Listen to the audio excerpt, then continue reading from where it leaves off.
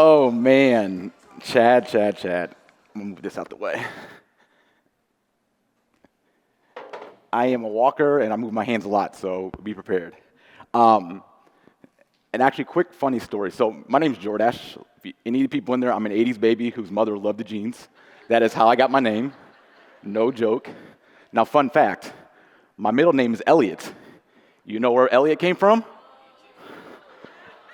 E.T. She loved the movie. So I saw that, I started cracking up. All right.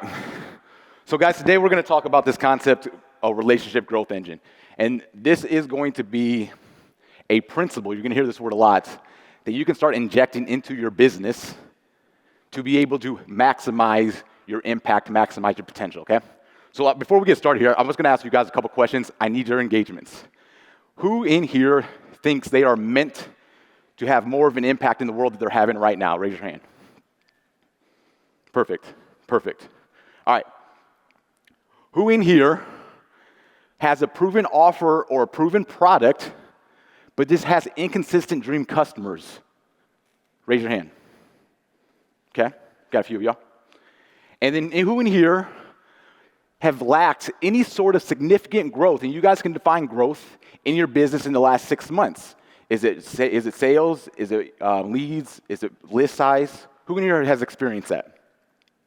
Okay, a few of y'all. Now here's the thing. If you've raised your hand once to any of these questions, we call you the Untapped Entrepreneur. It will make you pull your hair out, see? I'm telling you. But all jokes aside, all that means is you have tons of potential underneath the surface, and we need to figure out how you can start tapping in that. Because it is your responsibility as an entrepreneur, as a business owner, to get your message in front of your dream customers. It's not, you can't rely on social platforms, you can't rely on search, you can't rely on algorithms. It is your responsibility. And so what's gonna happen, though, if you are continually being this untapped entrepreneur, you're gonna experience a thing called hope marketing, where we just throw things out there and we hope it works. We hope our dream customer sees it. That doesn't work very well. You're gonna ignore the concept of business principles. And we love strategies, we love tactics, those are the new sexy things. But if you do not have principles built into your business, you're not gonna be able to play the long game. Rich here, he has a business for 25 years, he knows how to play the long game, right? It's principles. You can't rely on search and social like I mentioned. You're not treating your business like a machine. This is what Crystal was just talking about. When you build a business like a machine, you're building when you don't have to be in it and it still runs. You're building systems, you're building gears that you can leverage to really maximize that opportunity that you have. And last but not least, you're gonna basically have less focus on these business activities. Some people call these revenue generating activities. If you are this untapped entrepreneur, these are the things that are gonna cause this, which is gonna have this syndrome called the best kept secret syndrome. No one wants the best kept secret syndrome. It is selfish. You are not serving the people you should be serving. And that's what we're gonna help you guys solve today by leveraging this concept we call, like I said, the relationship growth engine. So who am I? I mentioned before, I'm an 80s baby, hippie mother, love the jeans, Jordache Johnson, but I'm also a business growth strategist. Chad kind of went over some of this stuff already. Now, I have this company now called We Grow with Friends, and we developed this framework called the Friends Method. And this is how we grew an agency that I used to run to multiple six figures without a website for the first 5 years. We didn't have many funnels. We weren't running paid ads. We barely posted on social, but we were able to grow this because we understood how to build the right relationships, understood how to find the right partnerships, and we're gonna be able to help you guys do the exact same thing. Now, also, I worked at a company called Sumo. Some of you guys might know it as Sumo Me. It's part of the app Sumo family. We helped them go from $4 to $8 million in annual recurring revenue. So I have some experience in growing and scaling companies, and I kept seeing the same problem over and over. There was missing principles in these businesses that we were working with, or some of our clients. And last but not least, I'm a husband. My wife's down in the bottom left. She is my rock. We've been together for a long time. Finally had the courage to ask her to marry me a few years ago. And we just had our son about 15 months ago, Taj. He's my little homie. He's my homie. And last but not least, most importantly, I'm a huge Kansas City Chiefs fan. So go Chiefs. I met some of y'all last night. So with that, guys, principles. Like I said, the concept, what I'm going to talk about today, building relationships, this is nothing brand new. Business has been around before the internet. I know it's hard to think about that. Before Facebook Pixels, advertising was happening, sales were happening, and a lot of it was built around principles, and relationships is one of those principles. And so when you're gonna build the right relationships, you can get in front of your dream customers and at will, and you can be empowered to grow your business to increase that visibility, increase that revenue, and then when you do that, when you have more revenue in your business, you can have a greater impact, because really that's what we're in the business for, is to create an impact. Revenue, all the other stuff is a byproduct. We go make an impact, we're gonna have the revenue, and we're gonna be able to have that visibility, okay? So I'm gonna introduce you to Amanda Schaefer. Some know her as Coach AB. She runs a company called Fearless Fast Pitch, where she coaches teenage and pre-teenage girls how to conquer the mental game of softball. It's such an amazing business. I've met Amanda about 2018, 2019 at a conference. And when Amanda approached me last year, she was like, hey, Jordache, I need to figure out a way to increase my visibility in the softball space. I need to increase my authority. She was doing relatively well, but she wanted to take it to the next level. So we sat down over a course of about a couple Zoom meetings, and we mapped out some objectives. She's like, I want to start building the right relationships and partner with USA Olympic softball players. She said if she can start impacting or partnering with them, it's going to give her the visibility and authority in this space. I was like, okay, we can do that. And then on top of that, she wanted to partner with different softball brands, companies that were selling to the softball space to help be a sponsor for some of her workshops, some of her trainings, some of the things she had going on in the business. So this is what I love about Amanda. She takes action. And I'm not joking, within 21 days of our meetings, she starts sending me messages like, holy beep! I created 2 new partnerships, actually 3, from people she didn't even know those 3 weeks beforehand. Now what's funny is I underlined it, one of the companies has 4 Olympic softball players on staff. So we're checking the box. They became sponsors, and they're still working together. What was even cool is they actually started asking her advice about marketing. So go back to the concept of co-creation. That's how it works. She has superpowers. They have superpowers. Let's put them, like, I'm going to date myself. Let's put our powers together, and we are Captain Planet. Y'all know what I'm talking about, right? So this is what's cool. But now here's what else. It didn't stop there. She's like, Jordache, I am texting Chitty. Like personal cell phone. Y'all, who's Chitty? Who the hell's Chitty, right? That was me too. I was like, huh? Okay. Chitty, Amanda Chester. She was one of the most renowned American USA softball players. This is like Amanda's Michael Jordan growing up. Amanda, Coach AB had her glove, Chitty's glove when she used to play. So like now she is texting like her childhood hero and planning, and they're actually working on some things for Chitty's foundation together. This all happened because she learned how to build the right relationships. She learned how to approach it from a human first versus a brand. She learned how to go into that relationship saying, how can I serve you, not what can you give me? And that is the concept of this stuff, guys. So let's talk about how we're going to do this, guys. But I always talk about this with my students and my clients. Business is simple. We overcomplicate it a lot. Phil gave a great talk today about keeping things simple. But business is not easy. It's simple, but it's not easy. So it's on us to focus on the right activities, because we like to be busy. Busyness is not business, okay? Keep that in mind. You can work from 10 to 2 if you're working on the right activities. If you're doing the right things, you don't need to put in those 12, 16 hours I know some of us are putting in right now. So this is the foundation of what we call the relationship growth engine. All right, y'all got it? I'm done? Good. No, I'm just joking with y'all. We'll actually fill this in. And so this is what we're going to talk about. Like I said, this is where we start with all of our clients and our students, and obviously it expands and it grows and things like that. But basically in the middle, we have this thing called a Friends Vault.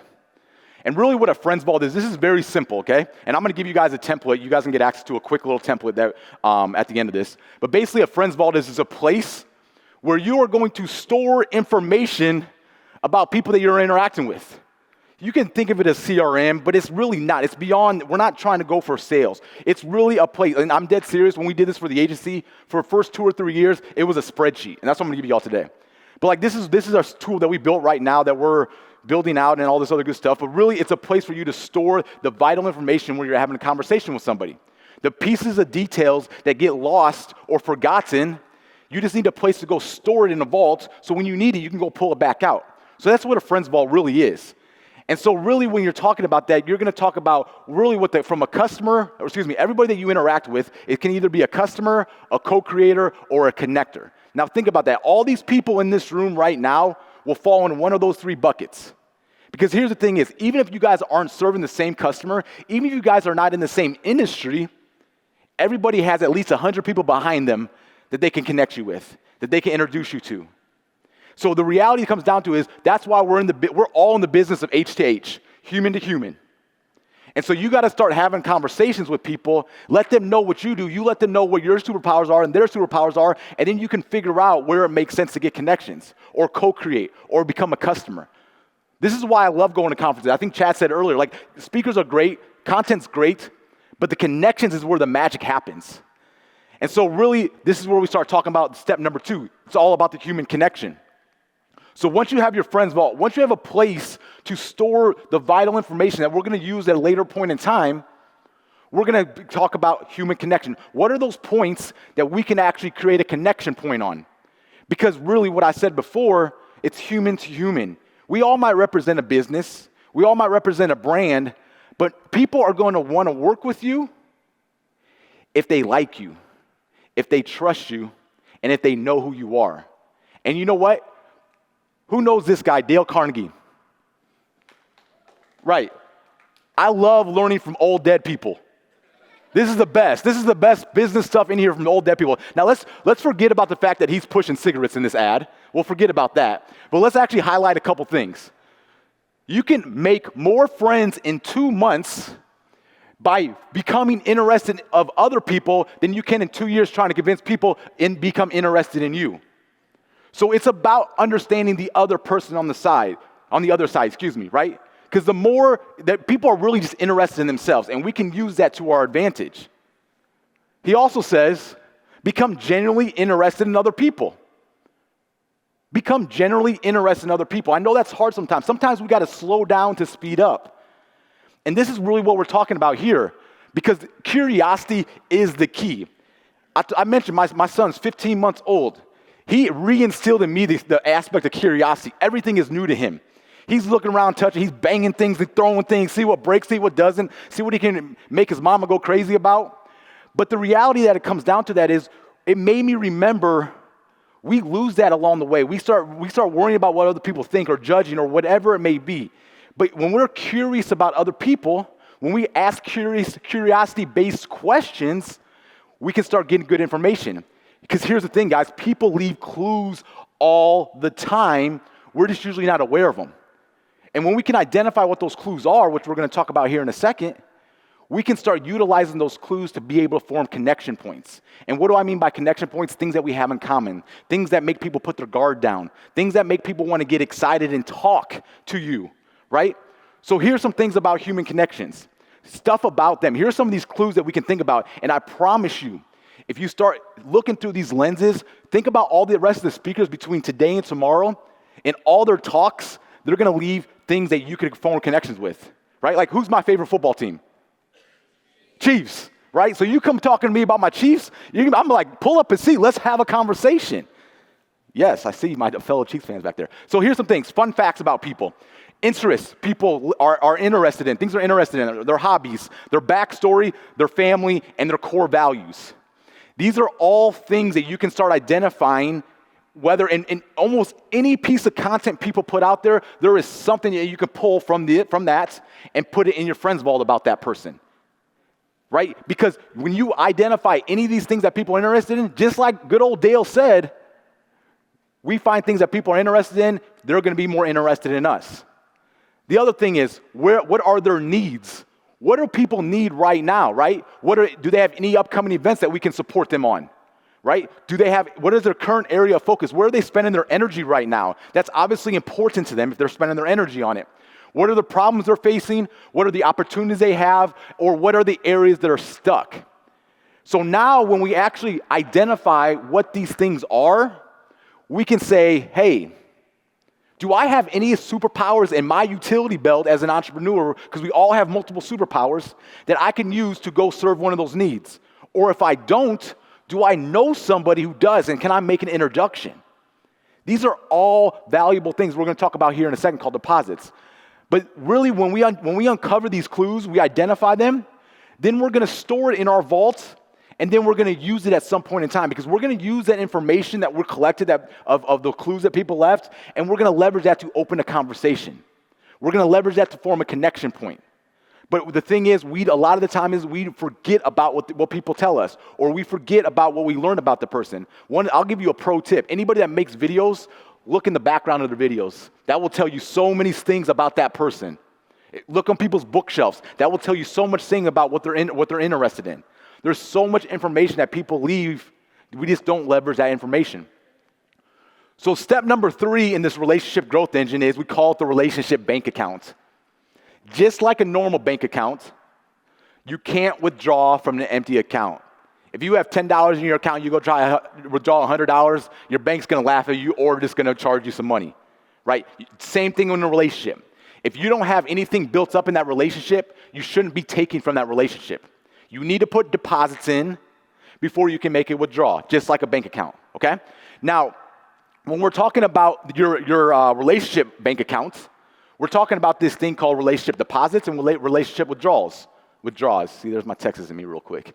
Now, I'm going to talk about this concept, the 51-49 rule. Let me tell you a quick little story about one of my buddies. His name is Christian Martinez. He worked for John Maxwell's team. And this guy is like the epitome of a giver. He would serve his freaking little butt off as much as he would help people as much as he could. We were at a mastermind a few months ago up in the Northwest. And we were chatting, drinking our old fashions, having a good tap. And I was asking him, I was like, hey, what you up to? He's like, I'm serving, doing this. I'm like, great. I was like, when was the last time somebody did something for you? He's like, oh, I don't know. He's like, I don't worry about that. I was like, okay. I was like, that's pretty selfish. He's like, what do you mean? I was like, well, let me ask you this, Christian. I was like, when you're able to serve or when you're able to help somebody, I was like, how does that make you feel? He's like, I love it.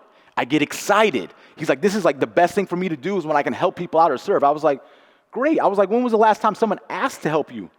He's like, well, funny enough, he's like, 2 days ago, a lady that I did some cool things with asked me how can she support him? I was like, well, what'd you tell her? He said, oh, I'm good. Thank you very much. I appreciate that. I didn't want anything in return. I just wanted to help you. And I was like, once again, Christian, why are you being so selfish?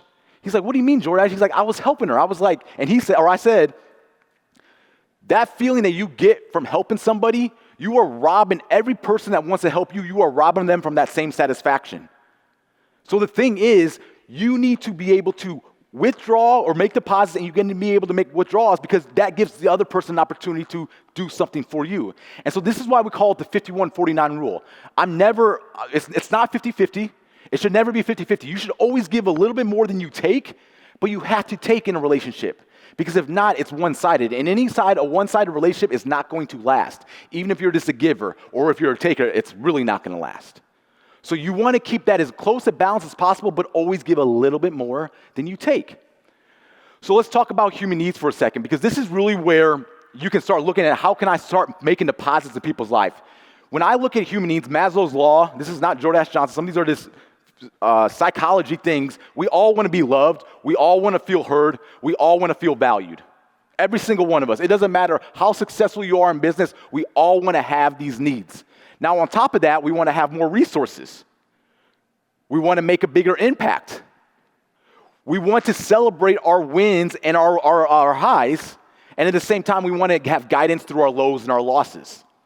These are all opportunities for us to figure out how can we serve other people? How can we make them feel more heard? How can we make them feel more loved or more valued? All of us are creating content. It's as easy as just sharing content or engaging with content. Give them a little algo juice, we call it, algorithm juice. So these are the things that we're talking about when we're making deposits. This is how you can fill your impact tank or your impact hump is what we call it. But I'll tell you right now, for me, guys, personally, this is one of my metrics in my business. How many connections can I make in 90 days, in a month, down to a weekly basis? I am always actively looking on how I can be a connector. And this is something you can wake up every single day and do. You do not have to ask permission to do this. And this can offer tons of value to people as they will come back to you because of the law of reciprocity. So that's deposit number one. Now, this is going to be they're all my favorite. I'm not going to lie. Impact thank yous. We were talking about imposter syndrome a little bit ago. We all raised our hand. I watched the room. We all face imposter syndrome. You know what? The best way to get over imposter syndrome is when somebody tells you you made an impact in their world.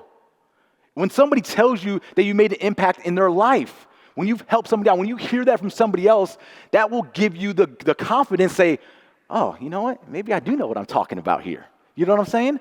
And so I think us as entrepreneurs, we do not help each other out enough. We do not tell each other when something's impacted us. We do not tell each other when somebody helped us out.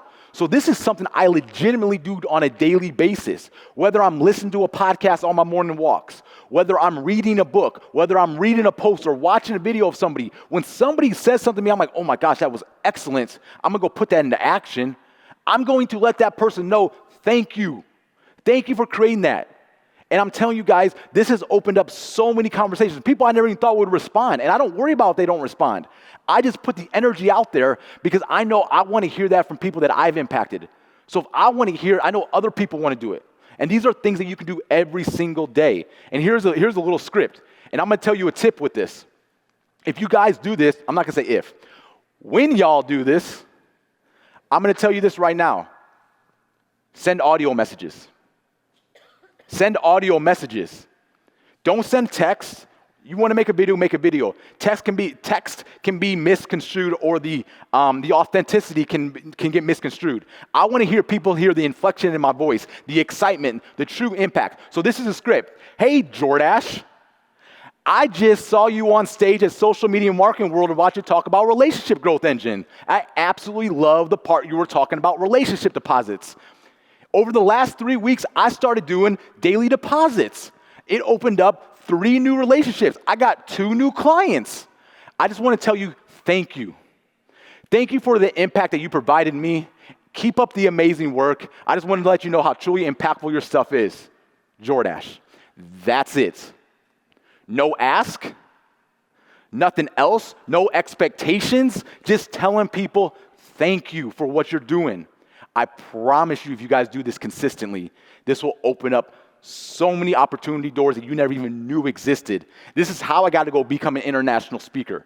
This is how I've been able to get on a lot of stages. This is how I've gotten to go speak in a lot of masterminds. This is how I built a multi-6-figure business without a lot of the stuff people tell you that you need. It's because I'm doing these small things consistently. So now we talked about deposits. Let's talk about withdrawals real quick. Here's 7 of our types. I kind of pulled out the co-creation ones since that's the theme of the conference. Here's 7 types of things that once you make enough deposits, people will either say, hey, how can I help you? Or at some point you might say, hey, do you mind helping me with this? They can be a guest on your show. You can be a guest on their show. These are easy ones. We call it a superpower class. Once again, we all have superpowers. You only need to be one step ahead of their audience. Go teach them something that can be impactful. Your dream customer, that will get them results. We call it list swaps. They write an email for your list, you write an email for their list. Easy way to cross-create. Become a bonus, that's one of my favorite ones. If you can become a bonus of somebody's offer by doing a little match class or a training, then every time they sell that, your face and your face and your knowledge is going to get in front of their people. And last but not least, serve on stage or go co-create offers together. Just because you have your own offers does not mean you can't combine your powers and create something new for your dream customer. These are all excellent opportunities for you to create a bigger impact and scale your revenue. Now remember, don't do these before you make deposits, or you're going to become one of those spammy DMers that we all get, saying, hey, come join my Facebook group after 3 seconds after I accepted a friend request, right? We all know what we're talking about here. All right, and guys, I'm going to give you all can get these access to these slides as well. So, Kristen Delibrio, she is the founder of a company called Lady Jeepers. I didn't even know this existed, but the Jeep world is deep, guys. Fans of you and your Jeep, man. So, Lady Jeepers is a whole community she built up for ladies with Jeeps. They go on amazing excursions together. They go driving up and down crazy stuff. She teaches them about suspensions and things I have no clue about. I just pay somebody to fix things on my car, right? So she came to me. She's like, Jordache, I have a conference I got to go to in 8 days. I need some help. I'm like, okay, 8 days. Who was saying it earlier on the panel? why didn't you tell me this when you signed up for the conference, right? Come to me 8 days. She's like, hey, I want to generate leads for Lady Jeepers. I want to find partnerships to increase the visibility. That was her goal. I was like, okay. So we sat down, let's list out objectives. Increase the number of leads from the past events that she's been to. She's been to this event a couple times. And then build some relationships with some people in the Jeep industry. Okay, we have our mission. Now, over the next 11 days, the 8 days leading up to the event, and then the 3 days of the event, she formed 3 power relationships. We call them power friends. Now, here's the powerful thing is these are brands she didn't even have any connection with. We started the relationship building process day 8 or day 1 up to 8, and we just continued it through this event. Now, look at that last line. They are co-creating a product together that's coming out in October. She is working with the manufacturer to be able to bring the product to market with them. This wouldn't have happened if she didn't form a relationship with these people. This is why this is so vitally important, because you can do this over and over and over again. This is how powerful this stuff can be, guys. Not only on top of that, she collected 436 leads for her Lady Jeepers community, which is 4 times the amount she's ever collected at the event, because we did some cool little strategies with a messenger bot and things like that, and generated good amounts of sales. I'm not going to share her sales number because I forgot to ask for her permission. So guys, that's step number 3, relationship currency, deposits, withdrawals. We find the human connections, we go make deposits and withdrawals. Store all that stuff in your friend's vault. And now, once you make that withdrawal, once you form that partnership, it's game time. This is the easy part. All this is, you just got to show up, delight, and deliver. This is the easy part of it. Because what happens is you see how this is a circle. It doesn't just stop with that one partnership. Just like when it's easier to sell to someone who's already bought from you, it's easier to continue to co-create with people who you've already worked with, because that know, like, and trust factor is already there. They're going to be able to open up more doors. They're going to be able to form new connections and warm introductions. This is why this process works. It's like a flywheel, or think about it like a snowball. It gets bigger, and gets faster and faster, and then pretty soon people are going to start coming to you to try to partner with you. You don't have to do as much depositing. People are going to try to do deposits with you, and that's when it really becomes fun. So that is the relationship growth engine in a nutshell. This is a foundational piece of this. And so what I'm going to tell you guys right now is it comes down to consistency. This isn't, I'm going to go do some deposits, I'm going to take a break over here, never going to do it again. And I'm going to come over here and do some more deposits, and then I'm not going to do it again. Guys, it doesn't work that way. And now I already know what's probably going through some of y'all's minds. Jordache, I have 17,000 other things to be doing in my business besides spending time building relationships, because I need the immediate results. And I'm going to tell you, there's 5 to 7 minutes of your day that you are not using effectively that you can use consistently. And that's all it takes, guys. And I'm telling you right now, this is the daily relationship building activities. Just like revenue generating activities, you need to have relationship building activities into your business. And this, I eat my own dog food, guys. I will tell you this right now. Whoops. Yes. And when I say relationship building activities, I primarily mean uncovering those human connections and making those deposits. Those are the 2 areas you can do on a daily basis. Wake up every single day, spend 5 to 7 minutes of your day doing those things. You do that consistently, I promise you in 30 days, you will have new opportunities you never even knew existed. And I will put my name on that if you do this consistently. And if not, hit me up in the DMs and we'll work together and we'll figure out what went wrong. This is my calendar. What is highlighted every single day at 10 a.m. I block off 30 minutes because I know how important this is for me. Every day at 10 a.m. is my relationship building activities. These are my deposits every single day. Not Saturdays and Sundays, that's for my family. But every single day I'm doing deposits. 30 minutes every day. You can find 5 minutes. Start with 5. It's just like working out. I'm not going to tell you to go do 2-day workouts right off the bat. I'm going to tell you, get up, walk down the street, and walk back. Do that every day for 5 days. The next week, let's walk around the block. And next week, so 5 minutes, 7 minutes, 10 minutes, eventually you'll work your way up. I see Chad over here, so I'm about to be done. Who knows who Amy Porterfield is? Amazing businesswoman. Like, she's a powerhouse. I love Amy. Amy came out with a podcast last month, and her podcast was the 9 things she would do differently if she had to start over. Y'all know where I'm heading with this, right? What was number 4? I wish I would have had the courage to go after some amazing relationships that I wanted to cultivate early on. I was afraid to put myself out there and play small when I should have been pursuing genuine relationships. Guys, this is a principle. It doesn't matter if we're in the metaverse or we're in Web.1 or we're in Dale Carnegie's era. Relationships are principles. They do not change. We just figure out new ways to adapt to the new technology and new platforms. But building the right relationships, turning them into power friends that will support you is a strategy that will never, ever get old. And so, guys, that is a relationship growth engine. I hope you guys take action. This is basically what will open up my Instagram. Shoot me a message with the word Lima.